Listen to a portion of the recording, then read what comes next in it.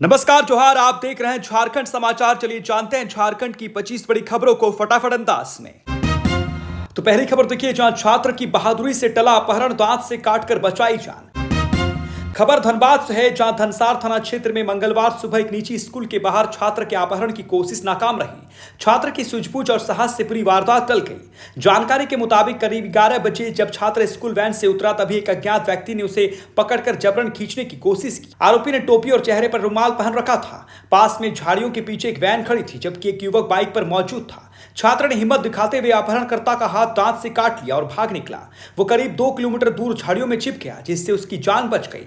स्थानीय लोगों की मदद से छात्र को सुरक्षित स्कूल लाया गया। घटना की जानकारी मिलते ही स्कूल प्राचार्य ने छात्र के पिता और धनसार थाना प्रभारी मनोहर करमाली को सूचित किया।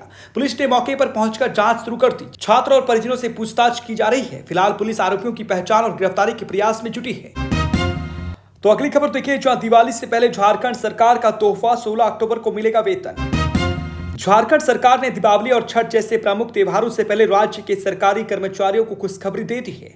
वित्त विभाग ने आदेश जारी करते हुए अक्टूबर माह का वेतन 16 अक्टूबर 2025 को जारी करने का निर्णय लिया है। यह निर्णय राज्य सरकार, राज्यपाल सचिवालय, झारखंड उच्च न्यायालय और विधानसभा सचिवालय सहित सभी सरकारी विभागों के अधिकारियों और कर्मचारियों पर लागू होगा। वित्त विभाग ने बताया कि यह पहल त्योहारों को देखते हुए कर्मचारियों की सुविधा के लिए की गई है, ताकि वे समय पर आवश्यक तैयारियां कर सके। निर्णय झारखंड कोषागार सहित 2016 के नियम 139 के प्रावधानों के तहत लिया गया है। सामान्यतः माह के अंत में वेतन जारी होता है, लेकिन इस बार त्योहारों को ध्यान में रखते हुए अग्रिम भुगतान की व्यवस्था की गई। सरकारी कर्मचारियों ने इस कदम का स्वागत किया और कहा कि इससे त्योहारों की खुशियां और बढ़ जाएंगी। दीपावली और छठ की तैयारियों में वेतन समय पर मिलना उनके लिए राहत भरा साबित होगा। अगली खबर देखिए, जहां गढ़वा में शिक्षिका की पिटाई से छात्रा की मौत, आक्रोशित ग्रामीणों ने किया प्रदर्शन। जिले के परियोजना +2 उच्च विद्यालय बड़गढ़ में घटी एक दर्दनाक घटना ने पूरा इलाके को झकझोर कर रख दिया है। कक्षा 10 की छात्रा दिव्या कुमारी को स्कूल में चप्पल पहनकर आने पर शिक्षिका द्रौपदी मिंज ने इतनी बुरी तरह से पीटा कि वो गंभीर रूप से घायल हो गई और कोमा में चली गई। कई दिनों तक इलाज के बाद रविवार को उसने दम तोड़ दिया। दिव्या की मौत की खबर फैलते ही पूरे गांव में गुस्से का माहौल बन गया। परिजनों और ग्रामीणों ने सब के साथ सड़क पर जाम कर दिया और प्रदर्शन किया। दोषी शिक्षिका की गिरफ्तारी की मांग की। प्रदर्शनकारियों ने कहा कि उनकी बेटी को शिक्षा देने के लिए स्कूल भेजा गया था, लेकिन उसे जान से मार दिया गया। घटना की सूचना मिलते ही पुलिस और प्रशासनिक अधिकारी मौके पर पहुंचे। वीडियो और थाना प्रभारी ने परिजनों को न्याय का भरोसा दिलाया और कहा कि मामले की जांच की जा रही है। दिव्या की मौत ने शिक्षा व्यवस्था पर कई सवाल खड़े करते हैं। क्या अनुशासन सिखाने के नाम पर किसी शिक्षक को हिंसा का अधिकार है? यह घटना पूरे राज्य के लिए चेतावनी है कि स्कूलों में बच्चों की सुरक्षा सर्वोच्च प्राथमिकता होनी चाहिए। अगली खबर देखिए, जहां जामताड़ा में साइबर ठगों का भांडाफोड़, 3 आरोपी गिरफ्तार। पुलिस ने साइबर ठगी के बढ़ते मामलों पर बड़ी कार्रवाई करते हुए महिजाम और नारायणपुर थाना क्षेत्र में छापेमारी कर 3 ठगों को गिरफ्तार किया है। गिरफ्तार आरोपियों की पहचान नसीम अंसारी, सद्दाम अंसारी और वीरेंद्र मंडल के रूप में हुई है। ये आरोपी मैजिक पिन ऐप के जरिए लोगों को फोन पे पर 999 रुपए कैशबैक का झांसा देकर ठगी करते थे।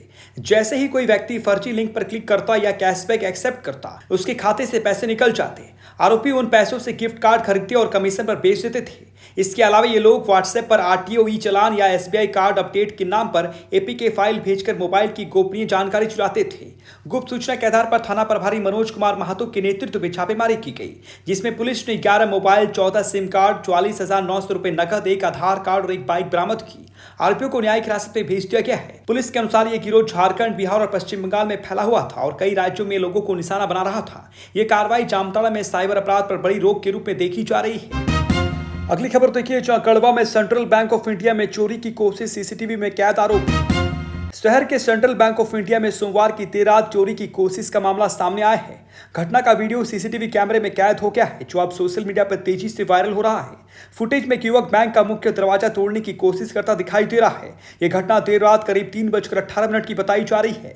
सुबह जब बैंक के कर्मचारी पहुंचे तो दरवाजा टूटा हुआ मिला। उन्हें तुरंत इसकी सूचना गढ़वा पुलिस को दी। सूचना मिलते ही एसडीपीओ नीरज कुमार और पुलिस टीम मौके पर पहुंची और जांच शुरू की। प्रारंभिक जांच में यह स्पष्ट हुआ कि बैंक से कोई रकम चोरी नहीं हुई है, लेकिन दरवाजे को नुकसान पहुंचाया गया है।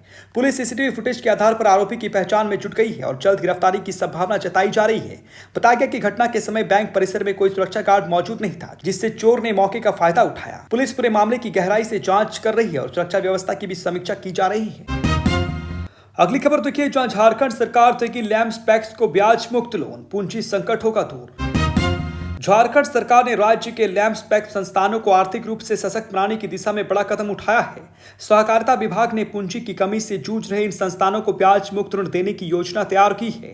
इस योजना के तहत लोन का ब्याज सरकार स्वयं वहन करेगी, जिससे लैंप पैक्ट को वित्तीय राहत मिल सके। कृषि, पशुपालन एवं सहकारिता मंत्री शिल्पी नेहा तिर्की ने नेपाल हाउस में आयोजित समीक्षा बैठक में अधिकारियों को इस योजना की विस्तृत कार्य योजना तैयार करने के निर्देश दिए हैं।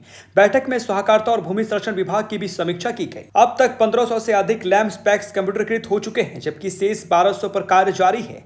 बिरसा फसल बीमा योजना के तहत 13 लाख किसानों का पंजीकरण हुआ है और रबी फसल बीमा के लिए केंद्र से अनुमति मांग गई है। मंत्री ने बताया कि सरकार मिलेट, मधु और मत्स्य उत्पादन को भी बढ़ावा देने पर कार्य कर रही है। वहीं भूमि संरक्षण विभाग की समीक्षा में बिरसा पक्का चेक डैम योजना को जनवरी से शुरू करने की संभावना जताई गई। बैठक में कई वरिष्ठ अधिकारी मौजूद रहे और योजनाओं की प्रगति पर चर्चा की गई। अगली खबर देखिए, जहां बिजली पानी की समस्या से त्रस्त ग्रामीणों का विरोध, डिबरी और लालटेन लेकर सड़क पर उतरे।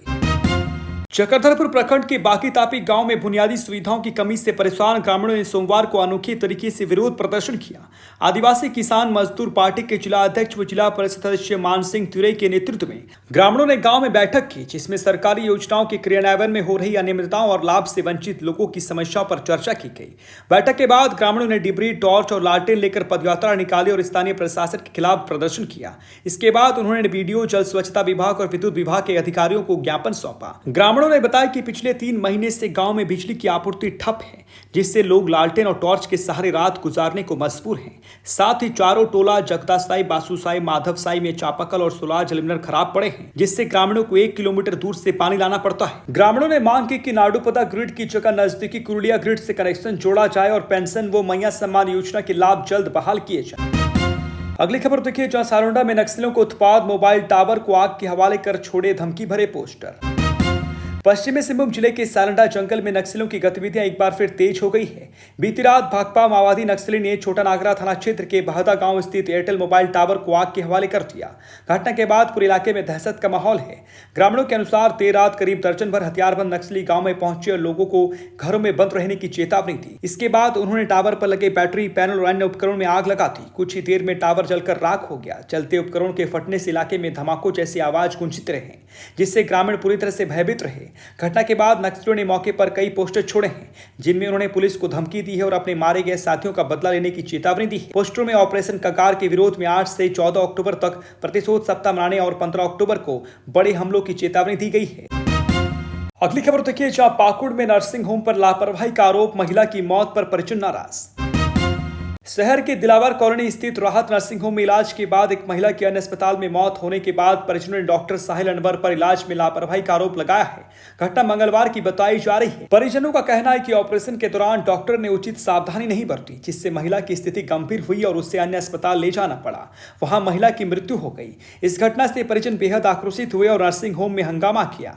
डॉक्टर सोहेल अनवर ने बताया कि महिला साहिब बीबी उदय नारायणपुर से इलाज के लिए आई थी। उससे अचानक पीपीएच पोस्टमार्टम हेमरेज की शिकायत हुई, जिसका उपचार नर्सिंग होम में किया गया और 24 घंटे तक निगरानी में रखी गई। शुरुआत में सब कुछ सामान्य था, लेकिन बाद में यूरिन आउटपुट में समस्या देखी गई, जिसके आधार पर बेहतर इलाज के लिए महिला को रेफर किया गया। मृत्यु रेफर किए गए अस्पताल में हुई। घटना के बाद नर्सिंग होम प्रशासन ने नगर थाना पुलिस को सूचना दी। पुलिस मौके पर पहुंची और परिजनों को समझा बुझाकर शांत कराया। बड़ी खबर की इस खास बुलेटिन में इतना ही। बने रहिए छोटा नागपुर लाइव के साथ। नमस्कार।